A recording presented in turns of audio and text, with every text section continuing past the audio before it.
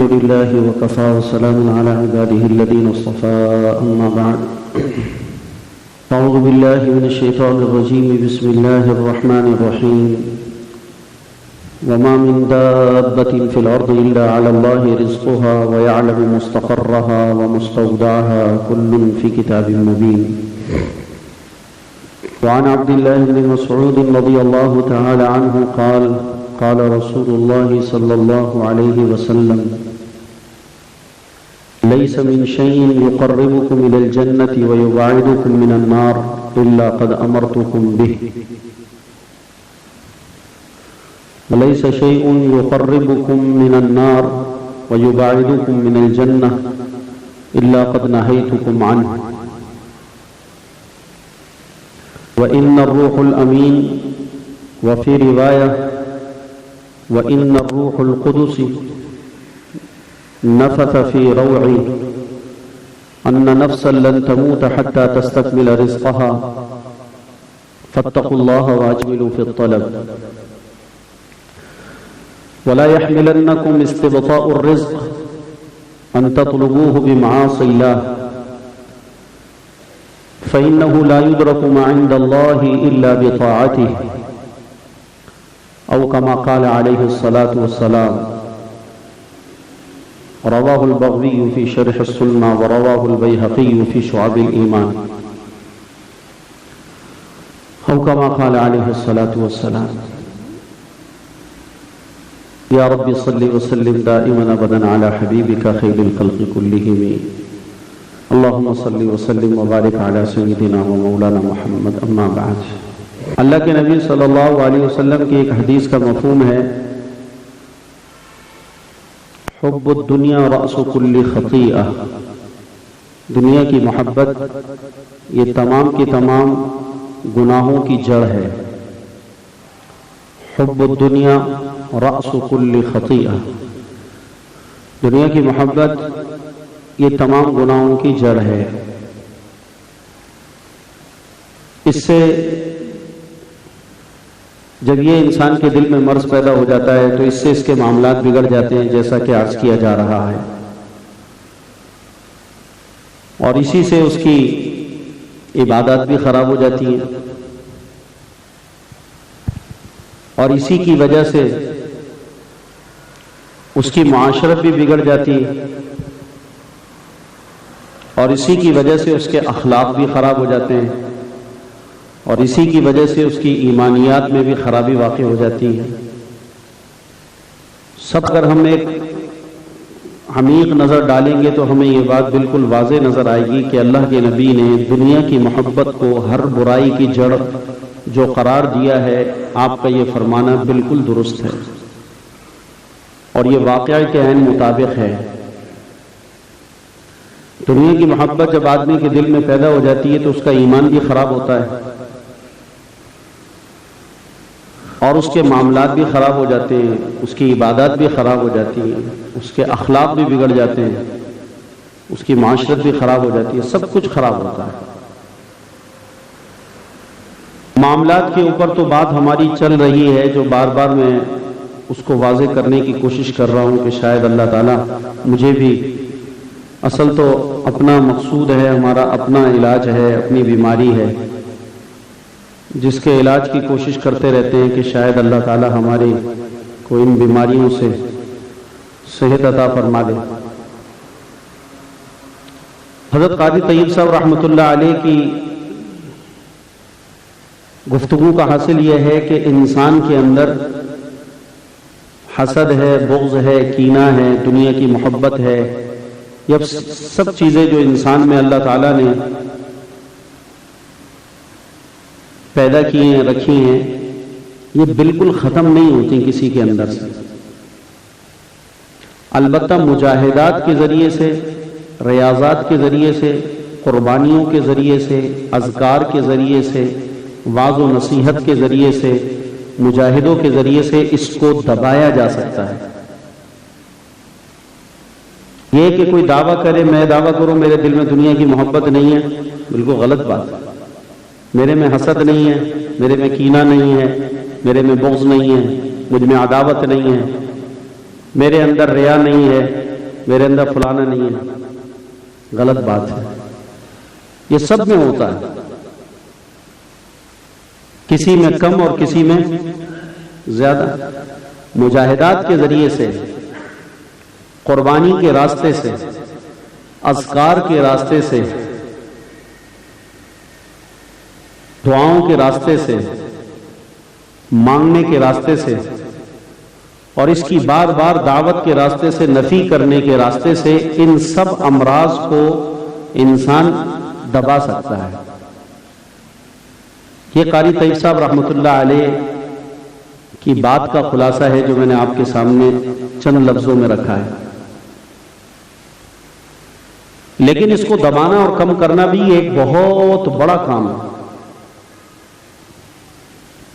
اگر ہم محنت کر کے، کوشش کر کے، مجاہدوں کے ذریعے سے، دعاؤں کے راستے سے، دعوت کے راستے سے، اذکار کے راستے سے، اللہ سے مانگ مانگ کر اور اپنے نفس کو بار بار سمجھا سمجھا کر، ملامتیں کر کر کے، اگر ہم نے کسی قدر اس کو دباتے رہے اور دبانے کے اس درجے تک پہنچ گئے کہ جہاں پر آ کر اللہ تعالیٰ اپنے اس بندے کے اس مرض کے لیے معافی کا فیصلہ کر دیتے ہیں کہ جو موت کے وقت میں اپنے ساتھ لے کے چلا جاتا ہے، تو بھی ہم انشاءاللہ کامیاب ہو جائیں گے. لیکن آدمی اس کے لیے کوشش ہی نہ کرے تو کوشش نہ کرنا یہ اس بات کی دلیل ہے کہ یہ آدمی اپنے آپ کو اس مرض میں مبتلا سمجھ ہی نہیں رہا. یہ اپنے آپ کو مریض ماننے کو تیار. یہ وہ خطرناک چیز ہے جس درجے پر پہنچ کر انسان کا یہ مرض روز بروز ترقی کرتے کرتے اس کو ہلاکت کے گڑھے میں گرا دیتا ہے، اور آنکھ اس دن کھلتی ہے جس دن یہ گڑھے میں گر چکا ہوتا ہے. اس کا کوئی فائدہ نہیں. اور یہ بڑا عظیم دھوکہ ہے اور بہت ساروں کو لگا ہوا یہ دھوکہ، اور اپنی اس پر تعریف کرتے ہیں. اللہ کا شکر ہے بھائی، میں دل میں نہیں رکھتا، منہ پہ کہہ دیتا ہوں. کیا بات کر رہے ہو تم؟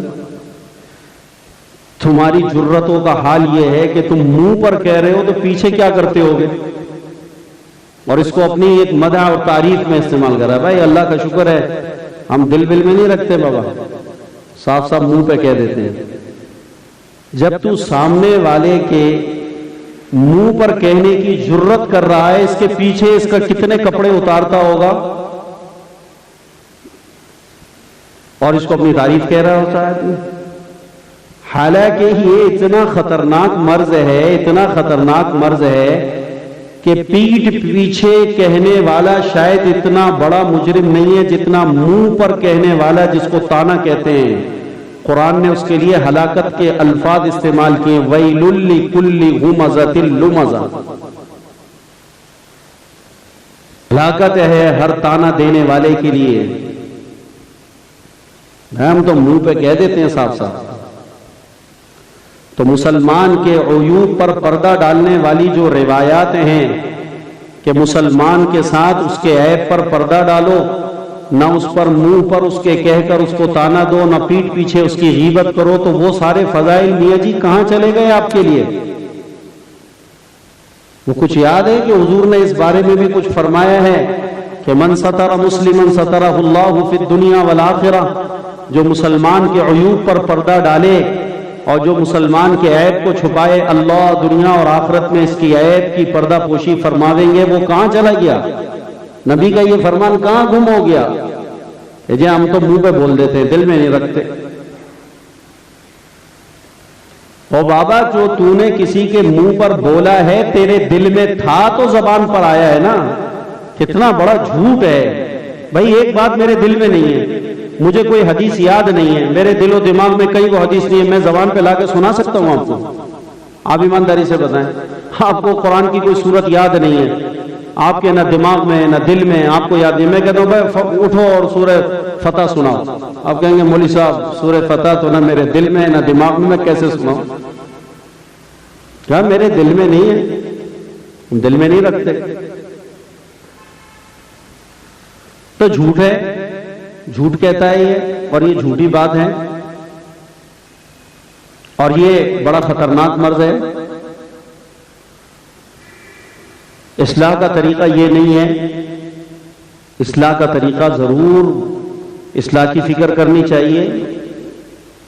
ضرور ایک مسلمان کو اگر اس میں کوئی ایسی چیز ہے جس سے اس کی آخرت کو نقصان ہو رہا ہے، اس کی دنیا کو نقصان پہنچ رہا ہے، تو ہم اس کو ضرور اطلاع دیں گے، لیکن اس کا طریقہ سیکھیں گے. علماء سے معلوم کریں گے کہ ہم اپنے بھائی کی کس طرح سے اصلاح کر سکتے ہیں، جس کے اندر اعتراض کا پہلو نہ آئے، جس کے اندر اس کا دل نہ دکھے، جس کے اندر وہ فضیحت اور رسوا نہ ہو، کسی کے سامنے وہ چیز نہ آئے. تو انسان ان تمام کی تمام بیماریوں کو محنت اور مجاہدے کے راستے سے دبا تو سکتا ہے، لیکن بالکلیتاً اس کو ختم نہیں کر سکتا. ہاں، اخص الخواص میں اللہ تعالیٰ نے کچھ لوگ ایسے ضرور پیدا کیے ہوتے ہیں جن کے مجاہدے اور قربانیوں کا معیار اور اس کے اوپر انتھک محنت اس مقام تک ان کو لے جاتی ہے کہ ان کے دل کے اندر یہ تمام بیماریاں مردہ ہو جاتی ہیں اور ختم ہو جاتی ہیں. لیکن ایسے لوگ دنیا میں کم ہوتے ہیں، اور ہونے کے باوجود وہ کبھی اس کا دعویٰ نہیں کرتے. وہ دعویٰ نہیں کریں گے. تو بھائیو، اس کے اندر ایک چیز ہے جس کو اللہ کے نبی صلی اللہ علیہ وسلم اپنی مختلف مجلسوں میں فرماتے رہے، بلکہ آپ صلی اللہ علیہ وسلم کی مجلسوں کا اکثر حصہ اس بات کے اوپر ہوتا تھا، اکثر مجلسوں میں اس کا تذکرہ آتا تھا کہ دنیا کی محبت یہ ہر خطائی کی اور برائی کی جڑ ہے، اور اس سے انسان کا سارا دین اور دین کے جتنے ابواب اور جتنے شعبے ہیں یہ سارے کے سارے ضائع ہو جاتے ہیں اور آدمی کو پتہ نہیں چلتا. معاملات پر ہماری بات بہت تفصیل سے کی جا رہی ہے کہ اب دنیا کی محبت انسان کے دل میں آ گئی ہے، تو اب اس کی وجہ سے اس کے معاملات کا بگاڑ یقینی ہے، اور وہ معاملات کے بگاڑ کی وجہ سے سینکڑوں اور ہزاروں انسانوں کو ان چند ٹکوں کے خاطر نقصان پہنچا رہا ہے. ان کی جان سے بھی کھیلے گا، ان کے مال سے بھی کھیلے گا، ان کے وقت سے بھی کھیلے گا، یہ سب کچھ ہوگا. اور دنیا کی محبت اس کو مجبور کرے گی یہ سارے کے سارے کام کرنے پر اور سارے کام انجام دینے کے اوپر.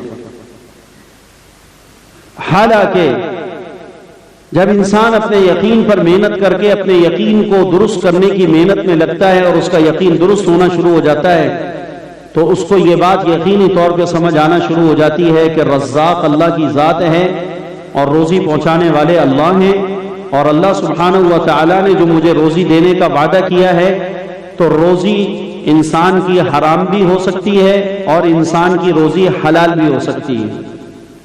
اس لیے کہ روزی کے بارے میں یہ ضروری نہیں ہے کہ روزی انسان کی صرف وہ ہوئے اور وہ ہو سکے اور وہ ہو جس کا آدمی مالک ہو.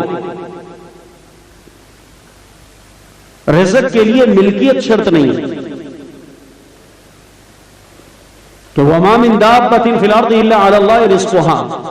زمین پر جتنے بھی چوپائے چلنے والے ہیں، جتنی بھی مخلوقات آباد ہے، رہتی ہے، وہ جس شکل کے اندر بھی ہو، وہ ہواؤں میں ہیں، وہ پرندے ہیں، وہ سمندروں میں ہیں، اور وہ زمین پر ہے، وہ حشرات الارض ہیں، وہ انسان کی شکل میں ہیں، جنات کی شکل میں ہیں، جتنی بھی مخلوق ہے، اس تمام کی تمام مخلوقات کی روزی جو ہے وہ اللہ کہتے ہیں میرے ذمے ہے.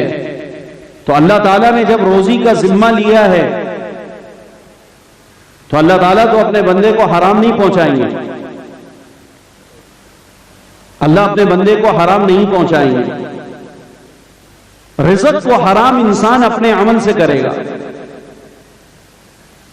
تو رزق جس کی ذمہ داری اللہ سبحانہ و تعالیٰ نے لی ہے، تو وہ اللہ تعالیٰ انسانوں کو اس طرح بھی پہنچائے گا کہ اس رزق کا ان کو مالک بنا دے، اور اس طور پر بھی ان کو پہنچائے گا کہ وہ رزق ان کے نصیب کا ہے، بغیر ملکیت کے ان کے پاس آئے گا. ہمیں مالک بننے کی ضرورت نہیں، بغیر ملک کے اللہ پاک عطا فرمائیں گے. تو رزق کے لیے मालकियत का होना, मिल्क का होना, मालिक होना, ये रिज़्क़ के लिए शर्त नहीं है। देखें, इंसानों के अलावा जितनी भी मखलूकात हैं जिसको अल्लाह ताला रिज़्क़ अता फरमाते हैं, उसमें कोई मखलूक आपको उस रिज़्क़ की मालिक नजर आती है? उनमें मिल्कियत की सलाहियत ही नहीं है। गधे में मिल्कियत की सलाहियत है, घोड़े के अंदर रिज़्क़ के मिल्कियत की सलाहियत है, बकरे के अंदर के वो अपने रिज़्क़ का मालिक बन जाए, कुत्ते के अंदर रिज़्क़ के मालिक बनने की सलाहियत है, कव्वे के अंदर रिज़्क़ के मालिक बनने की सलाहियत है। जितनी मखलूकात अल्लाह सुब्हानहू व तआला ने पैदा की है, जिसको अल्लाह रिज़्क़ पहुंचा रहा है, उनमें से किसी में भी अल्लाह ने रिज़्क़ के मालिक होने की सलाहियत पैदा नहीं की है। बगैर मालिक हुए और बगैर मिल्कियत की सलाहियत हुए अल्लाह सुब्हानहू व तआला उनका रिज़्क़ उनको पहुंचा रहा है कि मेरे बंदो, रिज़्क़ का मालिक बनना जरूरी नहीं है। तुम्हें क्या हुआ, किस धोखे में पड़ गए हो कि तुम ये समझते हो कि जब तक ये माल मेरे मिल्क में नहीं आएगा, मेरे कब्जे में नहीं आएगा और मेरा इख्तियार कुल्ली इसके ऊपर नहीं होगा, उस वक्त तक दुनिया के अंदर मैं ऐश और तनाउम की जिंदगी नहीं गुजार सकता।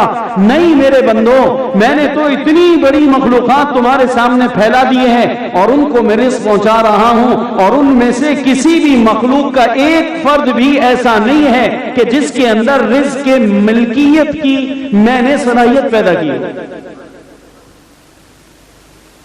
वकाइम मिन दाब्बा वकाइम मिन दाब्बा ला तहमिलु रिज़्क़हा अल्लाहु यर्ज़ुक़ुहा व इय्याकुम व हुवस समीउल अलीम। कितने जानवर हैं, कितनी मखलूकात हैं जो तुम अपनी आंखों से देख रहे हो कि उनमें से कोई भी अपने रिज़्क़ को अपने कंधों पर, अपनी पीठ पर लादे लादे नहीं फिर रहा होता। वकाइम मिन दाब्बतिन ला तहमिलु रिज़्क़हा, कितनी मखलूक तुम्हें ऐसी नजर आती है जो अपने रिज़्क़ को उठाए उठाए नहीं फिर रहे होते, अपना रिज़्क़ जमा नहीं करते, अपने रिज़्क़ के लिए वो कोई अकाउंट नहीं बनाते, अपने रिज़्क़ के लिए वो कोई खजाने की जगह नहीं बनाते, वो ज़ख़ीरा करने की कोई जगह नहीं बनाते। कितने अल्लाह की मखलूकात ऐसी है जो अपने रिज़्क़ को उठाए उठाए नहीं फिर रहे। अल्लाह यर्ज़ुक़ुहा, जब भी उनको भूख लगती है वो अल्लाह से सदा करते हैं, अल्लाह से निदा करते हैं, अल्लाह से मांगते हैं, अपनी भूख में अल्लाह की तरफ मुतवज्जे होते हैं, अपनी प्यास में अल्लाह की तरफ मुतवज्जे होते हैं। उनके खजाने में नहीं होता, उनके बैंक बैलेंस में नहीं होता, उनके अकाउंट में नहीं होता, उनके बावर्ची खाने हैं ही नहीं, उनके बावर्ची खानों में नहीं होता, उनके डब्बों में नहीं होता, उनके पास फ्रिज कोई नहीं है, उनके पास स्टोर कोई नहीं है, उनके पास ज़ख़ीरा अंदोज़ी की कोई जगह नहीं है, वो आजाद फिर रहे हैं। हत्ता कि वो तो ऐसे हैं कि उनके पास रात गुजारने के लिए घर भी नहीं है, अंधेरा होता है तो किसी शाख पे जाके बैठ जाते हैं, सुबह होती है तो वहां से उड़ जाते हैं। कितने ऐसे। मैं आप सुबह शादमान पार्क में चले जाइए, अलग सुबह फजर के फौरन बाद दौड़ लगाए, वहां जाएं, साथ कब्रिस्तान है, उस कब्रिस्तान के अंदर लाखों की तादाद में नहीं करोड़ों की तादाद में चील कव्वे बसेरा करते हैं बगैर आशियाने के। और जब सुबह होती है तो सुबह के वक्त उस ग्राउंड के अंदर वो देखने का मंजर होता है कि फिजा काली हो रही होती है और चीलों से वो भरा हुआ ग्राउंड होता है और कव्वों से भरा हुआ है। उसको मैं देखकर हैरान होता हूं कि या अल्लाह, ये सारी मखलूक इस कब्रिस्तान से उड़ उड़ के आ रही है और अल्लाह ताला ने जिसका जिस सिम्त के अंदर रिज़्क़ रखा हुआ है, फैलाया हुआ है, जिस सिम्त में अल्लाह ने उसके लिए रिज़्क़ का इंतजाम किया है कि कुछ सखियासन के कब्रिस्तान से हैदरी की तरफ परिंदे उड़ते हुए जा रहे हैं और कुछ जनाब वो उस तरफ को जा रहे हैं, कुछ पहाड़ की तरफ आ रहे हैं, कुछ नॉर्थ कराची की तरफ आ रहे हैं। तो मैं इस तरफ उड़ने वाले परिंदों को फिजा में देखता हूं तो कितने ही मिनट तक लाखों की तादाद में परिंदे उड़ते कोई तकरीबन 20-25 मिनट का ये दौरानिया होता है जिसके अंदर लाखों चीलें उड़कर हमारी तरफ आ रही होती हैं, इन सेक्टरों की तरफ आ रही होती और यहां से आगे जा रही होती हैं। और कब्रिस्तान में जाओ तो आपको चंद एक घोंसले चील कव्वे के नजर आएंगे, बाकी सारी रात के वक्त के अंदर मुंडेरों पे बैठ जाती हैं, कब्रों पे बैठ जाते हैं और शाखों पे बैठ जाते हैं और उसके बाद वहां रात बसेरा करके वापस चले जाते हैं। उनके पास ना कोई स्टोर है, ना उनकी कोई दुकान है, ना उनका कोई बैंक बैलेंस है, وہ صبح میں نکلتے ہیں اور اپنے رزق کی تلاش میں اللہ کی طرف متوجہ ہوتے ہیں، اور اللہ پہ بھروسہ ہے کہ جس اللہ نے کل پیٹ پالا تھا آج بھی وہ اللہ ہمیں رزق دے گا، جس اللہ نے کل بھی میرے بچوں کے لیے میرا پوٹا بھر کے مجھے واپس کیا تھا آج بھی وہ اللہ میرے پوٹے کو بھر کے میرے بچوں کے لیے واپس کرے گا۔ اور بڑے مزے سے اڑتے پھرتے ہیں اور اللہ کو یاد کرتے ہیں، اور یاد کر کے وہ سارا دن چکر لگا کر واپس جاتے ہیں۔ ایک پرندہ بھی ایسا نہیں ہے جو رات شوق پہ لوٹتا ہو اور وہ بھوکی حالت میں رات سوتا ہو۔ وَكَأَيٍّ مِّن دَابَّةٍ لَا تَحْمِلُ رِزْقَهَا، تمہارے کو کتنے جانور اور کتنی مخلوق تمہیں نظر آئے گی جو اپنا رزق اٹھائے نہیں پھرتے۔ اللہ کہتے ہیں اللہ یرزقها، ان کو رزق اللہ دے رہا ہے۔ بولو ان کو رزق کون دے رہا ہے؟ اللہ دے رہا ہے۔ اللہ یرزقها، ان کو رزق اللہ دے رہا ہے۔ اس بات کا بندے کے سامنے اللہ سبحانہ و تعالی نے ذکر کر کے اس کی یقین کی سطح کو بلند کیا، مجھ سے بدگمان نہ ہو۔ تجھے کیا ہوا؟ تو اپنے اللہ سے بدگمان ہو گیا کہ تو محنت نہیں کرے گا تو تجھے روٹی نہیں ملے گی، تیری جیب میں پیسے نہیں ہوں گے تو تیرا پیٹ نہیں بھرے گا۔ اللہ ان کو رزق دیتا ہے۔ پھر وہ آگے کہا وَإِيَّاكُمْ، وہ اللہ صرف ان کو نہیں دیتا تمہیں بھی دیتا ہے۔ تو میں نے آپ سے عرض کیا کہ اللہ سبحانہ و تعالیٰ نے قرآن میں کہا وَمَا مِن دَابَّةٍ فِي الْأَرْضِ إِلَّا عَلَى اللَّهِ رِزْقُهَا، زمین پر کوئی بھی چلنے والی اور اڑنے والی مخلوق اور رہنے بسنے والی مخلوق ایسی نہیں ہے کہ جس کا رزق اللہ کے ذمے نہ ہو۔ اور لفظ علا لائیں جو فرضیت کے معنی پر دلالت کرتا ہے کہ کوئی آدمی اپنے اوپر کسی چیز کو فرض کہے کہ مجھ پر لازم ہے، فرض ہے، واجب ہے، اس کے لیے لفظ علا عربی میں استعمال ہوتا ہے۔ اللہ پر یاد رکھنا کوئی چیز فرض اور واجب نہیں ہے کہ کسی میں جرت اور طاقت نہیں ہے کہ اللہ پہ کوئی چیز فرض کرے یا واجب کرے۔ تو یہاں مفسرین نے لکھا ہے لفظ علا کے ساتھ بے احسان و فضل و جود، کہ اللہ تعالیٰ نے یہ اپنے اوپر فرض کیا ہے اپنے ہی فضل کی وجہ سے۔ اللہ نے اپنے اوپر یہ رزق پہنچانا تمہارے کو فرض کیا اپنے اوپر اپنے ہی احسان کی وجہ سے، اپنے فضل کی وجہ سے، اپنی سخاوت کی وجہ سے، اپنی مہربانی کی وجہ سے، وگرنہ مخلوقات میں اتنی جرت نہیں ہے کہ اللہ پہ کوئی چیز فرض کر دیں یا واجب کر دیں۔ اس کا احسان ہے۔ تو جب اللہ تعالیٰ وہ ذات ایک صادق ہے، جب ایک صادق اور ایک کریم کا جب وعدہ ہو تو جو کوئی صادق ہو اپنی بات میں سچا ہو اور ہو بھی کریم، تو کریم کا معنی میں نے بتایا تھا آپ کو، کیا معنی ہے بتاؤ کریم کا، جو میں نے 2 ہفتے پہلے بتایا تھا، ہے کسی کو یاد؟ اللہ پاک جزائے خیر دے۔ الکریم الذی لا یبالی لمن اعطا، کریم اس ذات کو کہا جاتا ہے جو دینے میں اس کو نہ دیکھے کہ کس کو دے رہا ہے، اپنے کو دے رہا ہے کہ پرائی کو دے رہا ہے، ماننے والوں کو دے رہا ہے کہ انکار کرنے والوں کو دے رہا ہے، مسلمانوں کو دے رہا ہے کہ کافر کو دے رہا ہے، دینے میں اس کی پرواہ نہ کرے، اس لیے کہ وہ کریم ہے۔ اور کریم جو ہے صرف اپنوں کو نہیں نوازا کرتا، کریم تو اس کو کہتے ہیں جو پرائے کو، دشمنوں کو بھی دیتا رہتا ہے اور اس کو پرواہ نہیں ہوتی۔ تو صادق کا وعدہ ہے، کریم کا وعدہ ہے جو اپنے وعدے میں کبھی خلاف نہیں ہے۔ تو بھائیو، جب اللہ کی رزاقیت کا یقین ایک مسلمان کے دل میں آئے گا، اب بتاؤ رزق کے لیے وہ اپنے بھائی کو دھوکہ دے گا؟ اب وہ فراڈ کرے گا، وہ ملاوٹ کرے گا، وہ ناپ تول میں کمی کرے گا، وہ مسلمانوں کی جانوں سے کھیلے گا؟ 4 دن پہلے ایک بچہ میرے پاس آیا، کہنے لگا مولوی صاحب دیکھو بات چلتی ہے تو اس کا اثر ہوتا ہے، میڈیکل کی لائن کا ہے، میڈیکل ریپ کے جو لڑکے ہوتے ہیں یہ دوائیاں بیچتے ہیں۔ اس نے کہا مولوی صاحب میں اپنا ایک مسئلہ پوچھنے کے لیے آیا ہوں، مسئلہ یہ ہے کہ ایک جعلی میڈیسن کمپنی ہے کوئی لاہور کے اندر، وہ مختلف بیماریوں کی دوا بناتی ہے اور وہ ہم لوگوں کو یہاں بھیجتے ہیں، ہم وہ دوائیں ہمیں پتا ہے کہ ان دواؤں کے اندر اثر وثر کوئی نہیں ہے، غیر رجسٹرڈ کمپنیاں ایسی کراچی میں بھی ہوں گی، لاہور ہر جگہ 2 نمبر دوائیاں بنانے والے، تو وہ دوائیاں بناتے ہیں، تو وہ دوائیاں ہم لوگوں کے پاس یہاں پر آتی ہیں، تو ہم میڈیکل اسٹوروں میں، مخصوص میڈیکل اسٹوروں کے اندر وہ دوائیاں سپلائی کرتے ہیں، اور ہم نے دوستیاں لگائی ہیں ڈاکٹروں سے۔ کن سے؟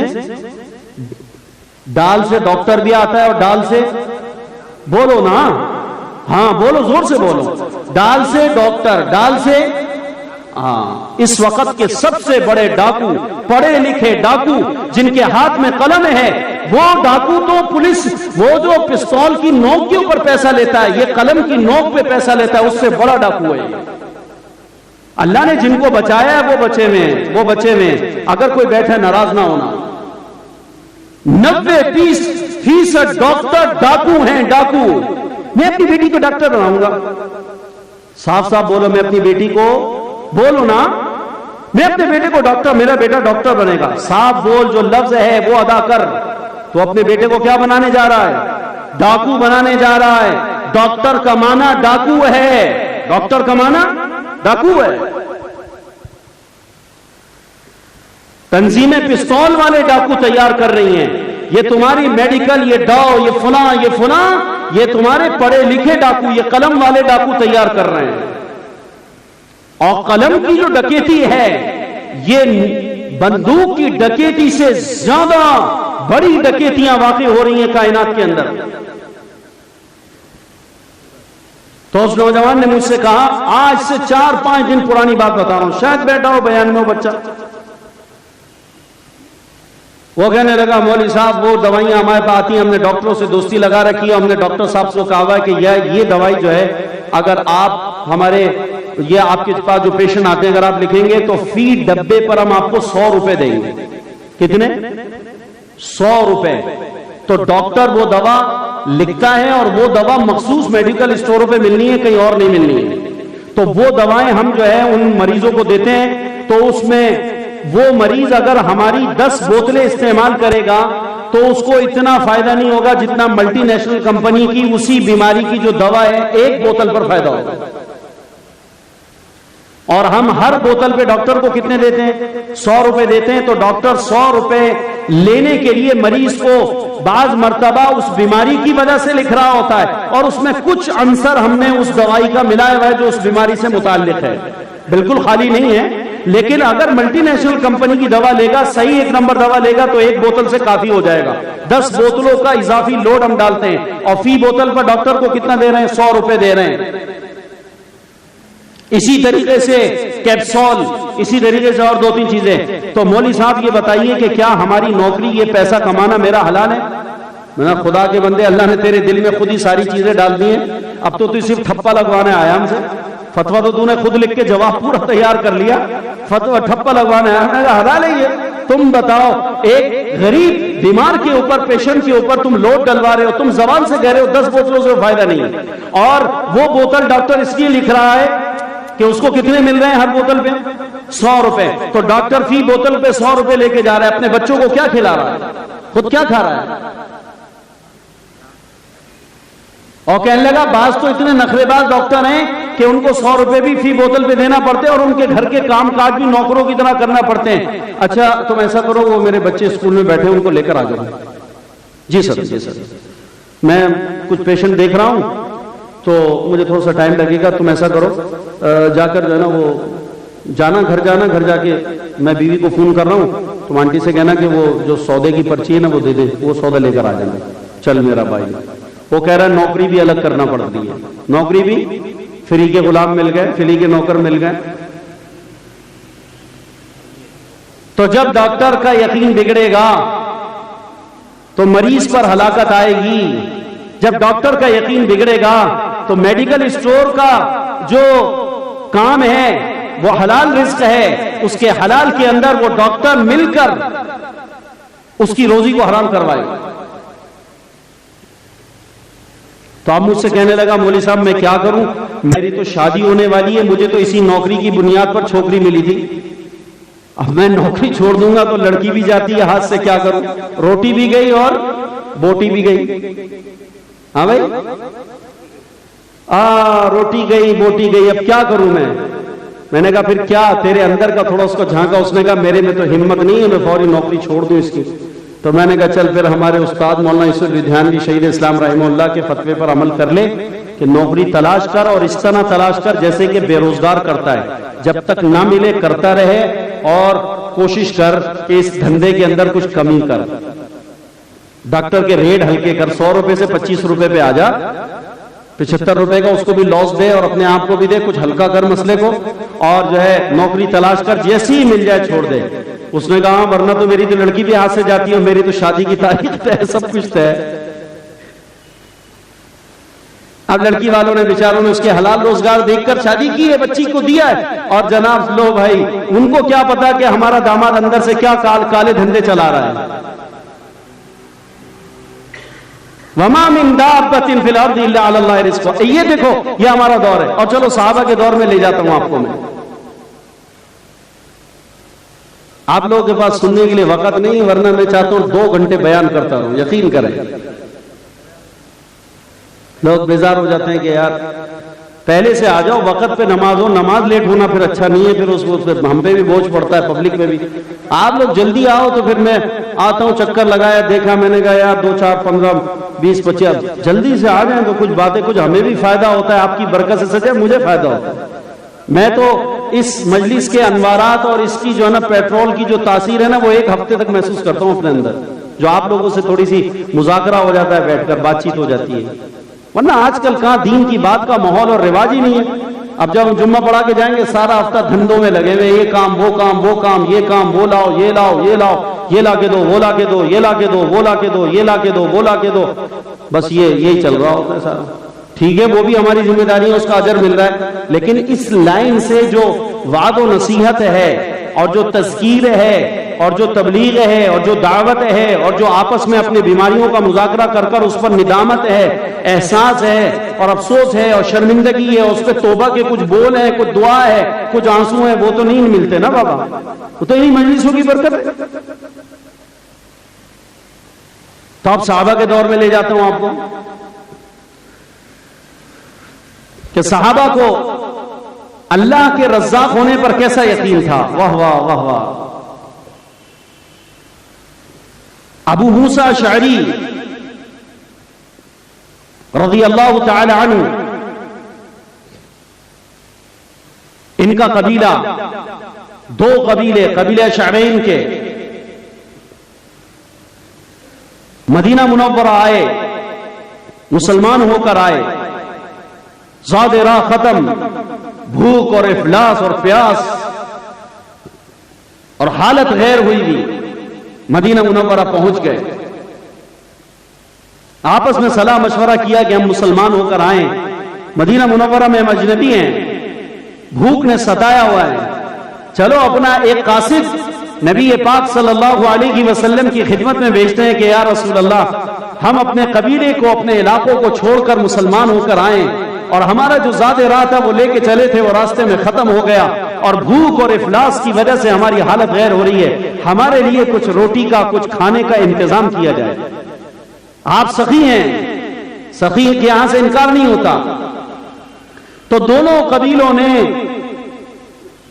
اپنا ایک نمائندہ بنا کر حضور کی خدمت میں بھیجا۔ اب وہ مسلمان حضور صلی اللہ علیہ وسلم سے ملنے کے لیے گیا، تو جب آقا نامدار کے در پر پہنچا، دولت قدا پہ پہنچا، اور آقا نامدار صلی اللہ علیہ وسلم کے گھر کے پاس پہنچا، تو گھر کے باہر کھڑا ہوا تھا کہ اندر سے آقا کے قرآن مجید کے تلاوت کرنے کی آواز آ رہی تھی۔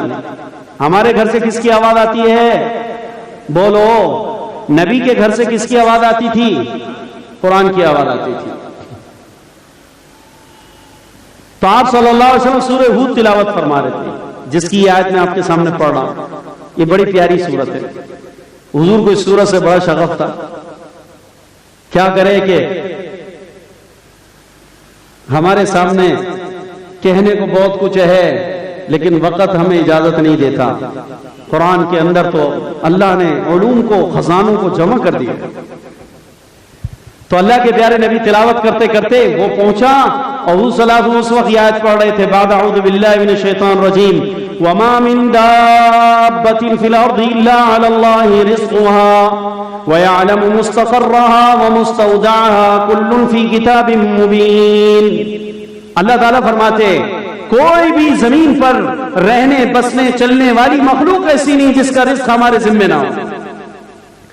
اور صرف یہی نہیں کہا، بلکہ آگے وَيَعْلَمُ مُسْتَقَرَّهَا وَمُسْتَوْدَعَهَا وَيَعْلَمُ مُسْتَقَرَّهَا وَمُسْتَوْدَعَهَا كُلٌّ فِي كِتَابٍ مُبِينٍ۔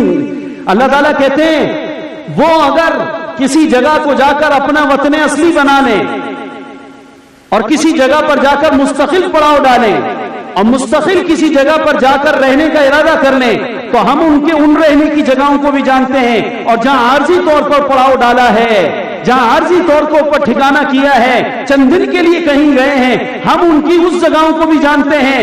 یہ پکی کوئی جگہ بنا لیں، رزق وہاں بھی پہنچاتے ہیں، یہ عارضی طور پہ چند دن کے لیے کہیں چلے جائیں، رزق وہاں بھی ہم پہنچاتے ہیں۔ وَيَعْلَمُ مُسْتَقَرَّهَا وَمُسْتَوْدَعَهَا، رزق تمہارے پیچھے پیچھے آ رہا ہے۔ پاکستانی ہے، پاکستان میں رہتا ہے، وطن اقامت وطن اصلی اس کا یہ ہے، عمرہ کرنے کے لیے 15 دن مکہ چلا گیا، مدینہ 10 دن کے لیے چلا گیا، 5 دن کے لیے چلا گیا۔ اللہ کہتے ہیں وَيَعْلَمُ مُسْتَقَرَّهَا، یہ پاکستان میں کراچی میں جہاں رہتا ہے اس کے مستقل رہنے کے ٹھکانے کو بھی ہم جاتے ہیں۔ وَمُسْتَوْدَعَهَا، اور یہ ٹکٹ کٹا کر جو مکہ گیا ہے اور چند دنوں کے لیے گیا وہاں بھی ہم جانتے ہیں، جب یہ وہاں جاتا ہے ہم اس کا رزق اس کے پیچھے بھیج دیتے ہیں، اس کو لے کے جانا نہیں پڑتا یہاں سے،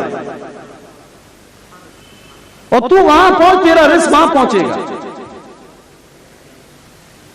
ہم تبلیغ میں پھرتے ہیں، ہمارا وطن اصلی کراچی ہے، ہم چلے کے لیے نکلتے ہیں، ہم عشرے کے لیے جاتے ہیں، گاؤں گاؤں پھرتے ہیں، قریہ قریہ پھرتے ہیں، بستی بستی پھرتے ہیں۔ ہم اپنا راشن لے کر کراچی سے اپنے ساتھ نہیں جاتے، خدا کی قسم کوئی جماعت نہیں جاتی اپنا راشن اپنے ساتھ لے کر، لیکن جہاں جس گاؤں جس قریے جس بستی میں پہنچتے ہیں اللہ کہتے ہیں کہ تم کراچی میں مستقل قیام ہے، ہم تمہارے وہاں رہنے کی بھی جگہ کو جانتے ہیں، اور جو تم چلے میں نکل کر گاؤں گاؤں قریہ قریہ پھر کر میرے نام کی صدائیں لگاتے پھر رہے ہو، میرے محبوب کی سنتوں کو بیان کرتے پھر رہے ہو، تم جہاں جاتے ہو وہاں بھی ہم جانتے ہیں کہ تم کہاں جاؤ گے، تمہارا رزق ہم تمہارے پہنچنے سے پہلے وہاں پہنچا دیتے ہیں۔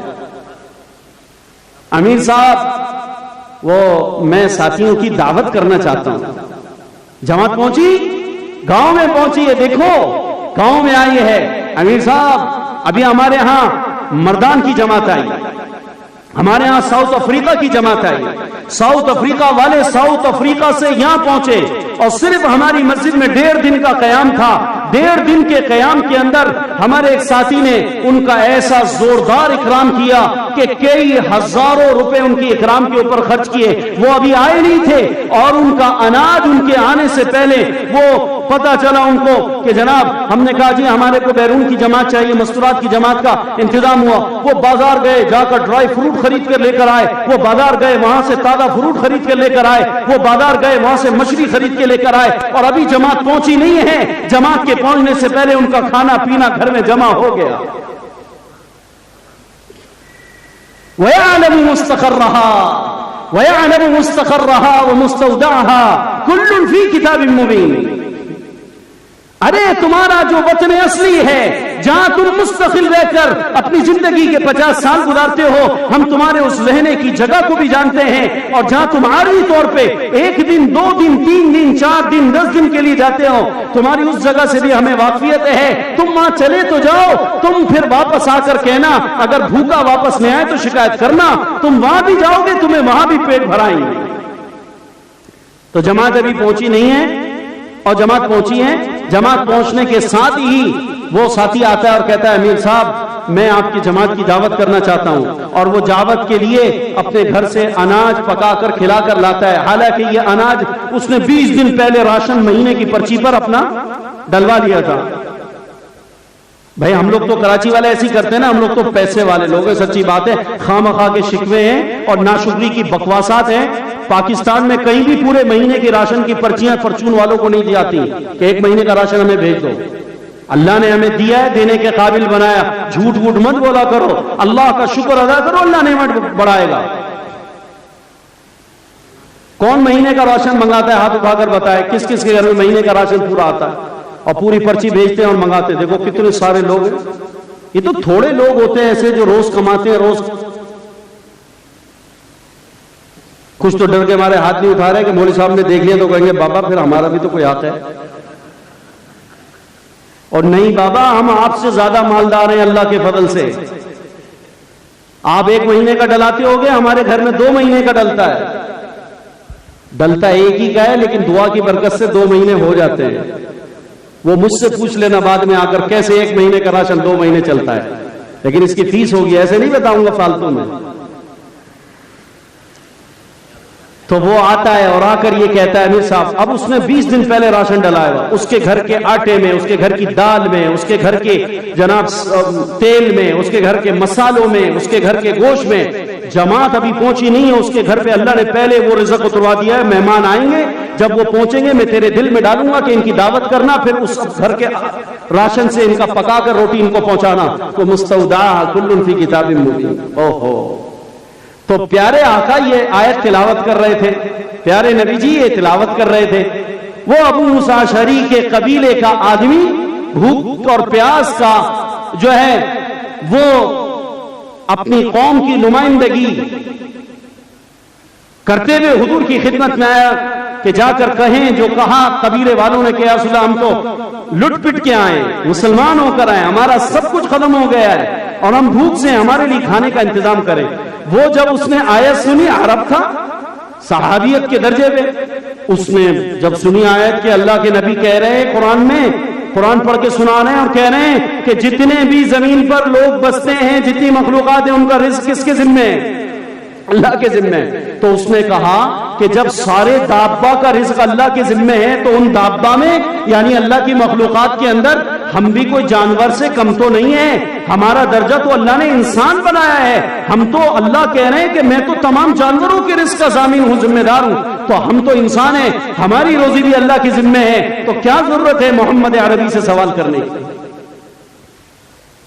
کیا ضرورت ہے حضور کو کہنے کی؟ اللہ ہی انتظام کرے گا۔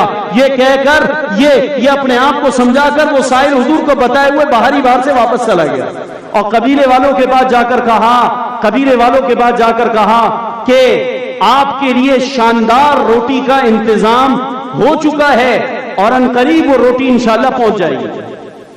وہ یہ سمجھے اس کے جواب سے کہ اس نے حضور کو کہا ہوگا، تو آقا انعامدار تو فیاض اور اکرام کرنے والے تھے، تو آقا نے کہا ہوگا ہاں تم پہنچو، میں شاندار قسم کا کھانا پکوا کر ابھی تمہارے لیے قبیلے کے واسطے بھیجتا ہوں۔ وہ قبیلے والے اس کی گفتگو سے یہ سمجھے بس یہ ابھی بیٹھا ہی تھا کہ دروازے پر وہ جناب جہاں قبیلہ ٹھہرا ہوا تھا وہاں ان کے خیموں کے اندر دو آدمی آئے اور خوان اور دسترخوان اور جو بڑے بڑے تھال اور اس کے اندر عمدہ کھانا، اور کہا کہ یہ کھانا آپ لوگوں کی خدمت کے اندر ہدیے کے لیے بھیجا گیا ہے۔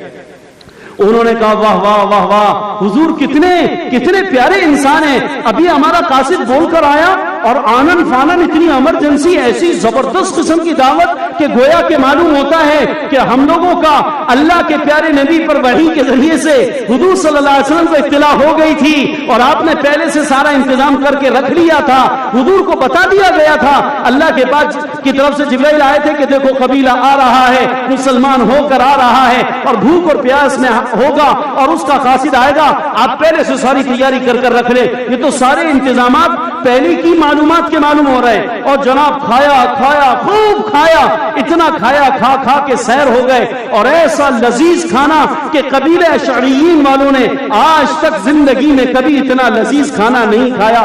کھانا ختم ہونے کا نام ہی نہ لے، تو انہوں نے کھانے کے بعد کہا اگلے وقت رکھنا یہ مناسب نہیں ہے، کیا خبر کہ مسلمانوں کی وہ پیارے آقا کی خود کیا کیفیت ہو، تو یہ بچا ہوا کھانا حضور کی خدمت میں واپس کروا دیتے ہیں تاکہ آپ صلی اللہ علیہ وسلم دوسرے فقراء میں تقسیم کر دیں اور شکریہ بھی ادا کرتے ہیں۔ تو پورا قبیلہ آ گیا اور آ کر کھانا لے کر آئے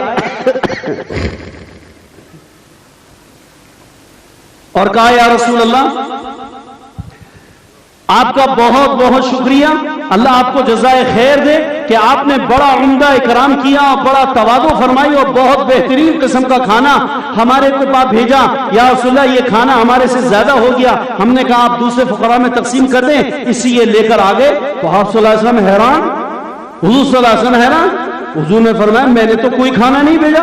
کہا یا رسول اللہ ہم نے اپنا قاصد بھیجا تھا، اس نے آپ کو آ کر بتایا، اس نے ہمیں واپس آ کر کہا کہ کھانا پہنچنے والا ہے اور کھانا کا انتظام ہو گیا ہے، اور آپ پھر کھانا آ گیا۔ یا رسول اللہ یہ کھانا تو پہنچ گیا، تو آپ نے فرمایا میں نے تو یہ کھانا نہیں بھیجا، میں نے تو یہ کھانا نہیں بھیجا۔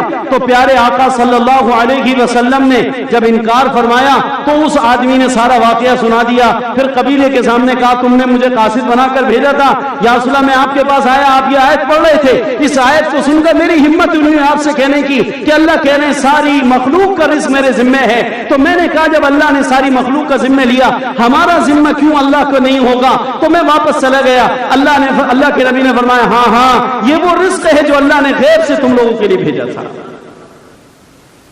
بھائیوں، ہمیں کسی کو لوٹنے گھسوٹنے کی، کسی کے ساتھ ڈکیتیاں کرنے کی، کسی کے ساتھ دھوکہ دہی کرنے کی ضرورت نہیں ہے۔ اگر یقین ہو رزق دینے والا اللہ ہے تو اللہ سبحانہ و تعالیٰ کے یقین، جب انسان کا یقین ترقی کرتا ہے تو انسان خود بخود اپنے اس عقیدے اور یقین کی وجہ سے انسان کا جو معاملات ہیں وہ درست ہوتے چلے جاتے ہیں، انسان کے معاملات درست ہوتے چلے جاتے ہیں۔